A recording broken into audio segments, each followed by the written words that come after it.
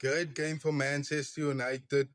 In the first half, box to box action, but it all changed the second half thanks to Bruno Fernandes in a set piece. Casemiro scoring his seventh goal of the season, becoming his best goal scoring season ever. That was assist number 15 for Bruno Fernandes.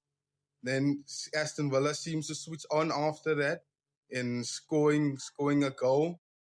But Bruno Fernandes doing what he does best and putting up another assist for Mateus Cunha, assist number 16. 2 assists in one game, guys. That's incredible. He might be the best midfielder, but Mateus Cunha puts it away.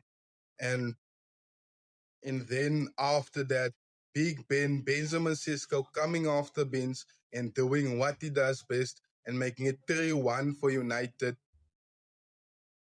I also want to say it was good defending from Dallo when the game was 2-1. He made a brilliant save. He made a brilliant block and stopped Aston Villa from equalizing.